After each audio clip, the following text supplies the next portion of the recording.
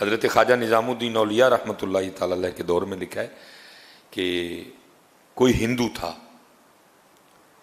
اور یہ حضرت جی یاد رکھیے گا بھائی، قانون قدرت ہے، جو محنت کرے گا اللہ اس کو پھل دے بھائی۔ ولایت، اللہ سے دوستی، یہ ایک اور چیز ہے حضرت،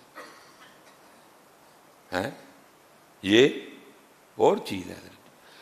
اس میں نا یہ کمال تھا کہ حضرت وہ مرض سلب کر لیتا تھا حضرت، وہ مرض سلب کر لیتا تھا حضرت۔ اور میں نے بھی کچھ بزرگوں کی زیارت کی ہے کہ جن میں یہ کمال تھا حضرت، مرض سلب کرنے والا۔ وہ کوئی نہ بیمار کو کہتے تھے کہ ساتھ کوئی جس طرح کی بیماری ہونی نا، کہنا کہ اس طرح کا جانور ساتھ لے۔ کسی کو کہنا بیماری چھوٹی ہے نا، بھائی مرغا لیتے آنا، مرض سلب کرنا، اس نے مر جانا حضرت۔ بیماری بڑی ہے تو کہنا ساتھ نہ بکرا لیتے آنا، میں اس طرح کے رنگ۔ لیکن حضرت یہ رنگ بندے میں پیدا تب ہوتے ہیں جب بندہ اللہ کی مخلوق کی خیر خواہی کرنے والا ہو حضرت۔ جب بندہ پیسے کے پیچھے بھاگتا ہے نا، پھر یہ چیزیں نہیں ہوتی ہیں حضرت۔ وہ کمال تھا حضرت اس میں بھی۔ وہ لکھا حضرت خواجہ نظام الدین اولیاء رحمۃ اللہ تعالی علیہ بیمار ہو گئے، شدید بیمار ہوئے، اور قریب تھا کہ حضرت اس بیماری کی شدت کی وجہ سے بے ہوش ہو جاتے۔ وہ پاس مرید بیٹھے تھے نا، وہ کہتے جب اللہ والوں کی مجلس میں بیٹھو تو خیال کنٹرول میں رکھو، کیونکہ یہ دلوں کے خیال جان لیتے ہیں حضرت۔ اب وہ کسی مرید کے اندر چل رہا ہوگا کہ میں اس کو بلا لاتا ہوں، وہ حضرت کا مرض سلب کر لے۔ وہ آپ نے فرمایا ہرگز اس کافر کو نہ بلا کے لانا یہاں تک کہ میں مر جاؤں۔ وہ جیسے حضرت بے ہوش ہوئے، مریدین سے نہیں رہا گیا، وہ اس کو بلا لائے۔ اس نے آ کے نا حضرت کا مرض سلب کر لیا۔ جب حضرت کو ہوش آئی تو دیکھا پاس وہ ہندو بیٹھا ہوا ہے۔ پہلے مریدین پہ خفا ہوئے، میں نے منع کیا تھا نا اس کو بلا کے لانا، کیوں بلا کے لائے؟ کہا اچھا اب قرآن کا قاعدہ ہے حل جزاء الاحسان الا الاحسان، نیکی کا بدلہ نیکی ہے، احسان کا بدلہ احسان ہے۔ آپ نے اس ہندو کو مخاطب کیا، آپ نے فرمایا کیسے یہ کمال آ گیا تجھ میں، یہ مرض سلب کرنے والا؟ اس نے کہا جی اپنے نفس کی مخالفت کرنے کی وجہ سے۔ اگر نفس نے کہا نہ کھا، میں نے نہیں کھایا۔ اگر اس نے کہا نہیں کھانا، میں نے کھایا۔ اگر اس نے کہا ٹھنڈا پانی پلا، میں نے گرم پلایا۔ اگر اس نے کہا گرم پلا، میں نے ٹھنڈا پلایا۔ اگر اس نے کہا سو جا، میں نہیں سویا۔ اگر اس نے کہا نہیں سونا، میں سو گیا۔ میں نے ہر بات پہ اپنی خواہش کے الٹ کیا، اپنے نفس کی مخالفت کی، جس کی وجہ سے مجھ میں یہ کمال پیدا ہو گیا۔ قربان جاؤں۔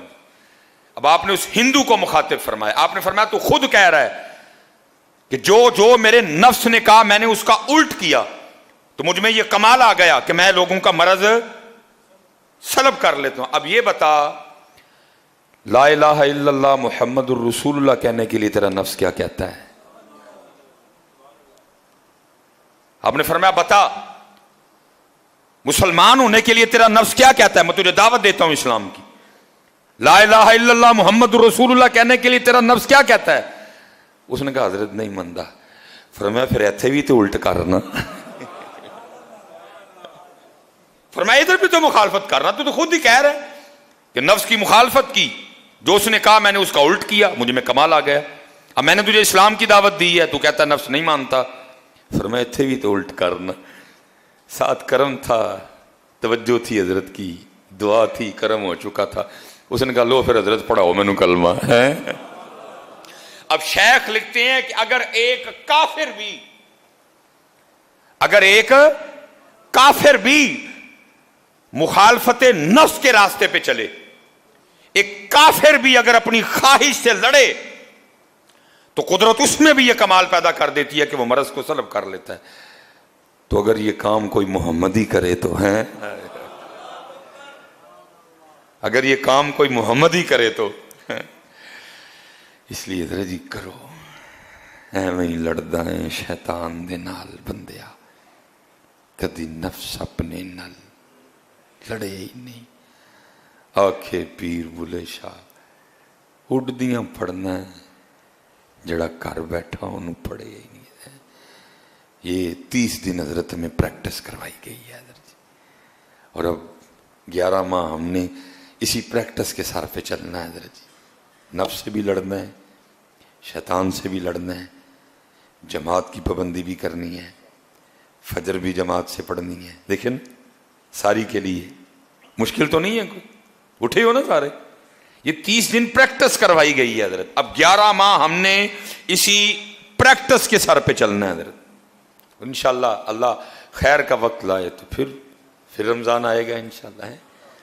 اللہ سب کو سلامت رکھے. میں نے جو بات ابتدا میں کی میں اب بھی اسی پہ کھڑا ہوں حضرت کہ کچھ بھی نہیں ہوا بھائی ہم سے، کچھ بھی نہیں ہو سکا ہم سے حضرت. بس اللہ جنہوں نے کیا نا، اللہ ان کے صدقے ہم پہ بھی رحم کر دے حضرت. اللہ جنہوں نے کیا اللہ ان کے صدقے ہم پہ بھی رحم کر دے حضرت. اللہ آج آخری جمعہ ہے جی، بڑی بخشنے والی وہ ذات ہے، بڑی وہ کریم ذات ہے حضرت. اللہ اپنے فضل و کرم سے ہمیں معاف فرما دے حضرت. جو ہم سے رمضان میں کوتاہیاں ہوئیں، بے ادبیاں ہوئیں، لغزشیں ہوئیں، بھول چوک ہوئی، اللہ وہ ساری معاف فرما دے حضرت. اور اللہ اپنے فضل و کرم سے ہم سب کی بخشش و مغفرت فرما دے.